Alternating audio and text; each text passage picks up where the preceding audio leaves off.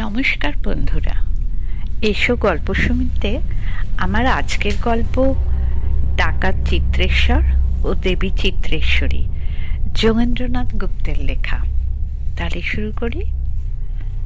Chitpur road কলকাতার একটি প্রশস্ত রাজপথ। ট্রাম চলে, গাড়ি চলে, লোকজনের কত ভিড়।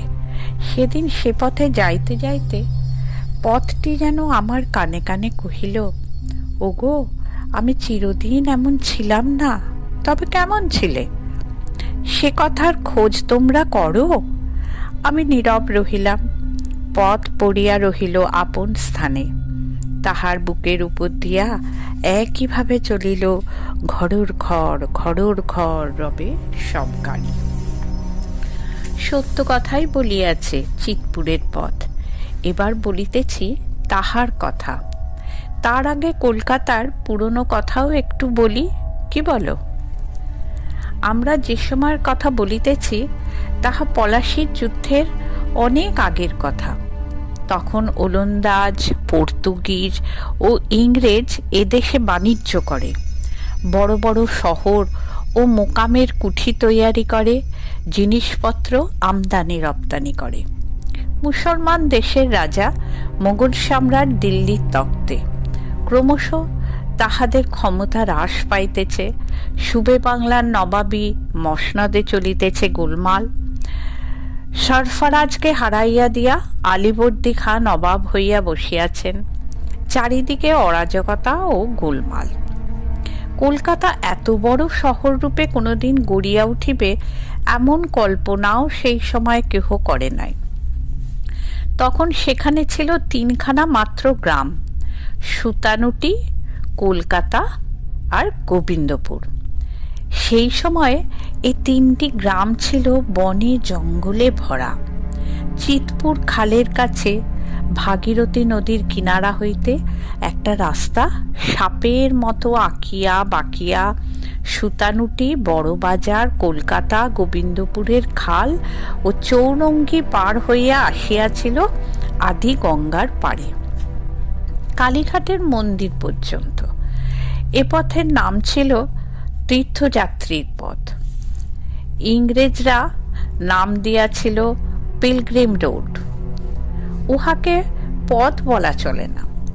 যদি সেকালে, মানে 200 বৎসর আগে পিছাইয়া যাওয়ার শক্তি আমাদের থাকিত, তাহা হইলে চিতপুর হইতে বাহির হইয়াও দেখিতাম ভীষণ বন, অধিকাংশই সুন্দরী বনের সারি।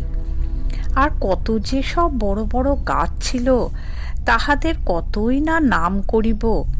বেত ঝোপ, কাশবন, ছোট বড় খালবিল, পচা ডোবা, পানা পুকুর, জলা, বাগান, হোগলা বন, বাঁশের ঝাড়, তাহার মধ্যে দিয়া পায়ে চলার মতো পথ। আর এই বনের মধ্যে ছিল ঠ্যাঙাড়ে ও দস্যু ডাকাতদের আড্ডা। শুধু এরাই নয়, সুন্দরবনের আরও গহন অরণ্যে হিংস্র সাপদের ব্যস্ততা ভরা আনাগোনা চোখে পড়ত। সেই বনাঞ্চলে বাস করিত বাঘ, ভাল্লুক আর বন্য বরাহ। আর ছিল ছোট বড় নানা জাতীয় বিষাক্ত সাপ।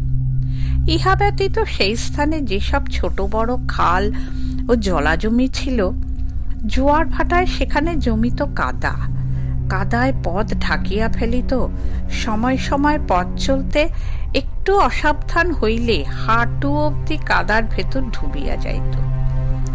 এই যে বলে জলে কুমির ডাঙায় ভাগ, সত্যিই ছিল তাই। আর একটি পথ ছিল এখন যেখানে লাল দিঘি, সেখান হইতে পূবের দিকে লবণ হ্রদের হ্রদ বা সল্ট ওয়াটার লেক পর্যন্ত। সেকালের কলকাতার অনেক কথাই বলিলাম, এইবার গল্প বলিতেছি। কলকাতার উত্তরে ও দক্ষিণে তখন দুইটি প্রাচীন কালী মন্দির ছিল। সেই মন্দির এখনো আছে। প্রথমটি চিতপুরে চিত্রেশ্বরী দেবীর। এই দেবী যে কোন কালে কে প্রতিষ্ঠা করিয়াছিলেন তাহার প্রমাণ পাওয়া যায় না। চিত্রেশ্বরী দেবীর মন্দিরের চারিদিকে ছিল নিবিড় বন। বনের মধ্যে ছিল দেবীর মন্দির। অনেক দিন হইতেই লোকে বলে চিত্রেশ্বর বা চিতে নামে এক ডাকাত দলপতির দ্বারা স্থাপিত বলিয়া ইনি চিত্রেশ্বরী নামে পরিচিতা। অপরটি কালীঘাটের কালী মন্দির। যাত্রীরা চিত্রেশ্বরী দেবী দর্শন করিয়া দল বাঁধিয়া যাইত কালীঘাটের কালী দর্শনে।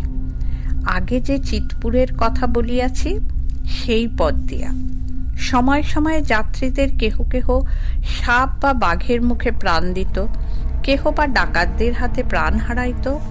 ডাকাতেরা লুটতরাজ করিয়া যাত্রীদের সর্বস্ব কাড়িয়া লইয়া যাইত, তারপর তাহাদের হত্যা করিয়া গভীর জঙ্গলের মধ্যে ফেলিয়া দিত কিংবা খালের জলে ভাসাইয়া দিত। সেকালে এই 3টি গ্রাম শুধু নয়, গঙ্গার 2 পাড়ে যত গ্রাম ছিল সেই সকল গ্রামের লোকেরা চিতে ডাকাতের নামে ভয় পাইত। তাহার নাম এখনো আমরা ভুলি নাই। কিংবদন্তি এই যে চিতে ডাকাতের নাম হইতেই বর্তমান চিতপুর রোডের নাম হইয়াছে। চিতে ডাকাতের ভালো নাম ছিল চিত্রেশ্বর। সেই জন্য অনেকেই এই অঞ্চলকে বলিত চিত্রপুর, কেহ কেহ বলিত চিতপুর। শেষটা চিতপুর নামই চলিত হইয়াছে। কি আশ্চর্য, আমাদের কলকাতার ইতিহাসে চিতে ডাকাতের নাম অমর হইয়া রহিয়াছে। প্রতিদিন কালীমায়ের কাছে নরবলি দিয়া চিত্রেশ্বর ডাকাতি করিতে যাইত। সে ছিল মস্ত বড় এক দলের সর্দার। তার দলে প্রায় 500 ডাকাত ছিল। তাহাদের কেহ ছিল ঠ্যাঙ্গারে, কেহ ছিল লেঠেল, কেহ ছিল তলবারি, কেহ ছিল ধানুকি মানে তীর ছুড়িয়া মারিতে দক্ষ। নদীর বুকে অসংখ্য জলদস্যু ছিল তাহার অনুগত। হাওড়া, হুগলি, নদিয়া থেকে বর্ধমান পর্যন্ত ছিল চিতে ডাকাতের দলের লোকেদের আড্ডা। চিতে ডাকাতের দলে ছিল নানা দেশের নানা জাতির লোক। কেহ ছিল বিহারি, কেহ ছিল ওড়িয়া, কেহ বেদে, কেহ মুসলমান। বেদে ডাকাতদের বলা হইত শিকারী। চিতে ডাকাত এমন একটি দল চারিদিকে গড়িয়া তুলিয়াছিল এবং শহরে ও পল্লীর নানা স্থানে এমন সব ঘাঁটি তৈরি করিয়াছিল যে তাহার দলকে ধরা ছিল বড় কঠিন। যদি ধরা পড়ার সম্ভাবনা ঘটিত, অমনি চন্দননগর, হুগলি বা বর্ধমানের কোনো দূর পল্লীগ্রামে গিয়া তাহারা লুকাইয়া থাকিত। কাহার সাধ্য ধরে? চিতে ডাকাত ছিল অসাধারণ সাহসী। সে কিন্তু তাহার আড্ডা ছাড়িয়া কোথাও পলায়ন করিত না। সে চিত্রেশ্বরী দেবীর মন্দিরে নিজের মন্ত্রে মায়ের পূজা করিত। সে যে কোনো মন্ত্রই বা জানে। তমলুকের বর্গভীমা, কালীঘাটের কালী, প্রতাপাদিত্যের যশেশ্বরী মূর্তির ন্যায় চিতপুরের চিত্রেশ্বরী ছিলেন ভীষণ মূর্তি। চিতে ডাকাতের দল ডাকাতিতে বাহির হইবার পূর্বে মায়ের মন্দিরে পূজা দিত। সে পূজার অর্ঘ্য ছিল নরবলি। চিত্রেশ্বর পূজা করিবার পর মায়ের আশীর্বাদ ভিক্ষা করিত। তারপর ভক্তি ভরে জবা পুষ্প ও অন্যান্য পুষ্প, বিল্বপত্র প্রভৃতি দিয়া আক্ষেপ করিত। যদি সে পুষ্পাঞ্জলি মায়ের পদে স্থির থাকিত, তবে মাতার সম্মতিসূচক আশীর্বাদ প্রাপ্ত হইয়াছে মনে করিয়া দলের লোককে জলে ও স্থলে লুণ্ঠন করাইতে পাঠাইত। প্রসঙ্গত, পূর্বে চিত্রেশ্বরী দেবীর মন্দির একেবারে গঙ্গার উপর অবস্থিত ছিল।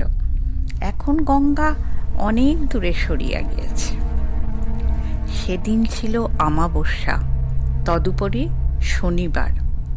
গভীর অরণ্যের মধ্যে চিত্রেশ্বরী দেবীর মন্দির প্রাঙ্গণে ডাকাতের দল মিলিত হইয়াছিল। মায়ের পূজার সময় উপস্থিত হইল। গভীর রাত্রি, চারিদিক নিস্তব্ধ, পাতাটি পর্যন্ত নড়িতেছে না। মাঝে মাঝে বন্য ব্যাঘ্রের চিৎকার শোনা যাইতেছে। পুরোহিত ছিল 2 জন। একজন কাপালিক ব্রাহ্মণ আর নিজে চিত্রেশ্বর। চারিদিকে সজ্জিত রহিয়াছে তান্ত্রিকদের পূজার আয়োজন, নরকপালের কারণ। শুধু সব নাই, কিন্তু সব না হইলে তো পূজা হইতে পারে না। ভীমা, ভৈরবী, চিত্রেশ্বরী, চণ্ডিকা দেবীর পূজার আয়োজন সব ঠিক, কিন্তু সব কই? সবার উড়া মুক্তাকেশী, মুন্ডমালা বিভূষণা, খড়গমুণ্ড ধরা দেবী যেন বলি গ্রহণের জন্য প্রস্তুত হইয়া আছেন। তাহার রক্ত চাই। তান্ত্রিক পুরোহিত দেহে ও ললাটে রক্ত চন্দনাদি লিপ্ত করিয়া মহাশঙ্খের মালা জপ করিতেছিলেন। এমন সময় এক দীর্ঘকায় সুন্দর যুবক চলিয়াছে সেই পথে কালীক্ষেত্র কালীঘাটে। সে দলভ্রষ্ট হইয়া পড়িয়াছিল। সুযোগ পাইয়া ডাকাত দল তাহাকে ধরিয়া আনিল। জয় মা কালী, জয় মা কালী বলিয়া উন্মত্ত দস্যুর দল হল্লা করিয়া উঠিল। সেই ভীষণ কালীমূর্তি দেখিয়া যুবক শিহরিয়া উঠিল। চারিদিকে ভীষণ শ্মশান, মানুষের অস্থি কঙ্কাল দেখিয়া যুবক সভয়ে কহিল, আমি ব্রাহ্মণ, আমাকে প্রাণে মেরো না, আমাকে ছেড়ে দাও, আমি বিধবা মায়ের একমাত্র সন্তান। যুবকের কথা শুনিয়া চিতে ডাকাত চিৎকার করিয়া কহিল, ভয় নাই। কে শোনে কাহার কথা?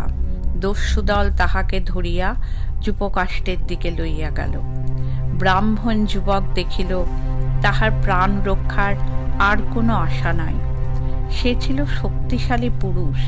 সে তখন পাগলের মতন চিৎকার করিতে লাগিল, আমাকে বাঁচাও, রক্ষা করো।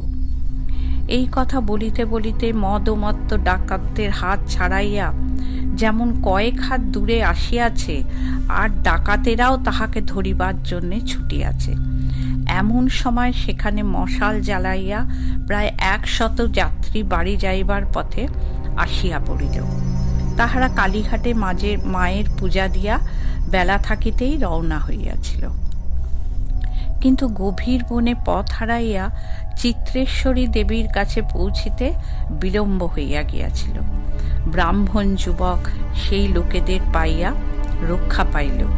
সেদিন চিত্রেশ্বরী দেবীর আশীর্বাদ মিলিল না, পূজা হইল না, বলিও বাদ গেল। চিতে ডাকাতের মন ভাবি বিপদের আশঙ্কায় কাঁপিয়া উঠিল। চিতে ডাকাত এত দূর দুঃসাহসী ছিল যে কোম্পানির মাল বোঝাই যেসব নৌকা কলকাতা হইতে মুর্শিদাবাদ যাইত এবং মুর্শিদাবাদ হইতে কলকাতা, হুগলি, গোবিন্দপুর আসিত, সেগুলি অনবরত লুঠিয়া লইত। তখন গোবিন্দপুর তুলা ও সুতার জন্যে বিখ্যাত ছিল। কতবার এমন হইয়াছে, সুতা বোঝাই নৌকা গিয়াছে মুর্শিদাবাদের দিকে। নৌকা লুট হইল, মাঝি মল্লারা প্রাণ দিল। কি করিয়া এমনভাবে ডাকাতি হয় বোঝা কঠিন হইয়া পড়িল। পর্তুগিজ বম্বেটের দলও হার মানিতে লাগিল।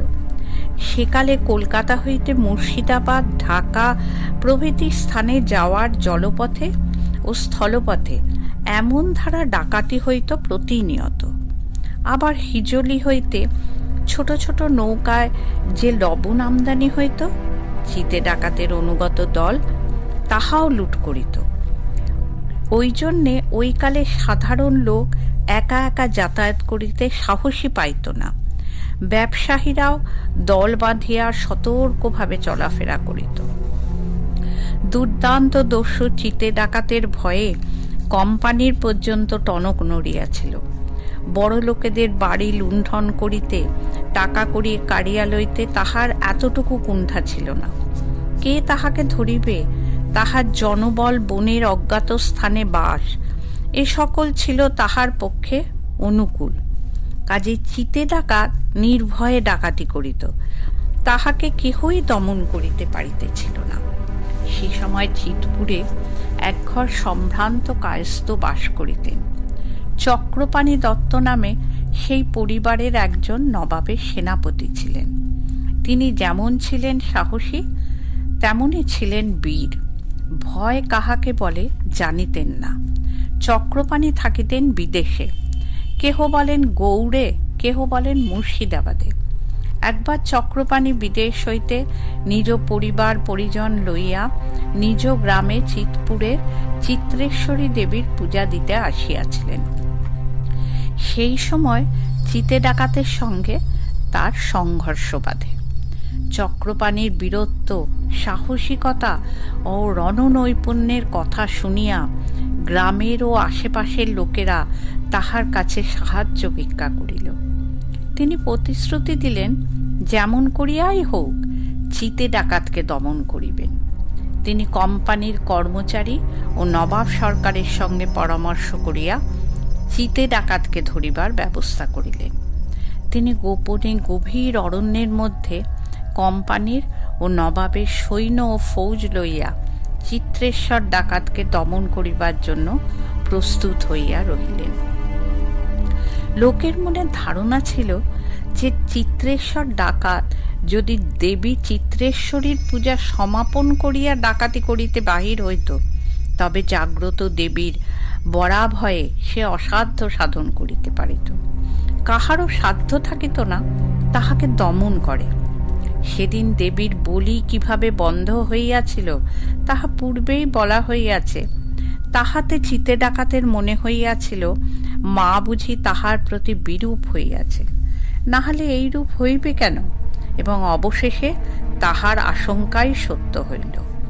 ব্রাহ্মণ যুবক সরিয়া পড়িবার পরে গভীর রাত্রিতে চিতে ডাকাত পুজোয় বসিয়াছে। ডাকাতেরা সতর্ক পাহারা দিতেছে। এমন সময় কোম্পানির ও নবাবের ফৌজ আসিয়া তাহাকে আক্রমণ করিল। কে কোন দিক দিয়াই ডাকাত দল পালাইতে পারিল না। সৈন্যেরা চারিদিক দিয়া দেবীর মন্দির ও অরণ্য অবরুদ্ধ করিয়া ফেলিয়াছিল। লোকের ধারণা এই যে চিতে ডাকাত যদি দেবী পূজা সম্পন্ন করিতে পারিত, তাহা হইলে সৈন্যদিগকে হারাইয়া দিতে পারিত। কিন্তু তাহা সে পারিল না। প্রাণ ভয়ে পালাইতে গিয়া ধৃত হইল এবং সেকালের বিধান অনুসারে প্রাণদণ্ডে দণ্ডিত হইল। পরবর্তীকালে বিখ্যাত রঘু ডাকাতের পূর্বপুরুষ ছিল চিত্রেশ্বর ডাকাত। তাহার স্থাপিত দেবী মূর্তির ও মন্দির সেইখানেই পড়িয়াছিল। পরবর্তীকালে সেই মূর্তি আবার আবিষ্কৃত হইয়া পূজিত হইতেছে।